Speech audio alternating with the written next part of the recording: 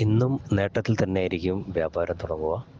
വളരെ വലിയ തോതിലുള്ള കയറ്റിറക്കങ്ങൾ പ്രതീക്ഷിക്കാമെങ്കിൽ കൂടിയും ഈ ഒരു നിലവാരത്തിൽ വിപണി ക്രമപ്പെടുന്ന ഒരു കാഴ്ചയാണ് കണ്ടത്. കഴിഞ്ഞ ദിവസം ആ ഒരു സാഹചര്യമായിരുന്നു വിപണിയിൽ ഉണ്ടായിരുന്നതും.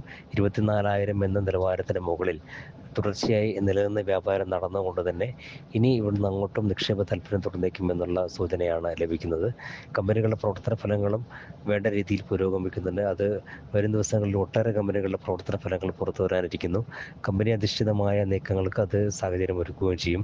എന്തായാലും ആഗോള സാഹചര്യങ്ങൾ തൃപ്തികരം തന്നെയാണ്. മാത്രമല്ല, വിദേശ നിക്ഷേപ സ്ഥാപനങ്ങൾ വിപണിയിൽ നിക്ഷേപം തുടരുകയും ചെയ്യുന്നു. ഇനിയുള്ള ദിവസങ്ങളിൽ 24,800 എന്നുള്ളൊരു നിലവാരമായിരിക്കും മുൻനിര സൂചികയായ നിഫ്റ്റിക്ക് പ്രധാനം. ആ ഒരു നിലവാരമായിരിക്കും ഇനിയൊരു പ്രതിരോധ നിലവാരമായി പ്രവർത്തിക്കുക. എന്തായാലും നിക്ഷേപർ നേരിയ തോതിലെങ്കിലും ലാഭമെടുക്കൽ തുടരുന്നുണ്ടെങ്കിൽ കൂടിയും ഈ ഒരു നിലവാരത്തിൽ വിപണി ക്രമപ്പെട്ടത് കൊണ്ട് തന്നെ ഇനി അങ്ങോട്ടും മുന്നോട്ട് നീങ്ങുമെന്നുള്ള സൂചനകളാണ് ലഭിക്കുന്നത്. കമ്പനികളുടെ പ്രവർത്തന ഫലങ്ങൾ സ്വാധീനിക്കും. ഒപ്പം തന്നെ വിദേശ നിക്ഷേപ സ്ഥാപനങ്ങളുടെ നിലപാടുകളും വിപണിയിൽ നിർണായകമായിരിക്കും. എന്തായാലും ഇന്നും നേട്ടത്തിൽ തന്നെയായിരിക്കും വ്യാപാരം തുടങ്ങുക.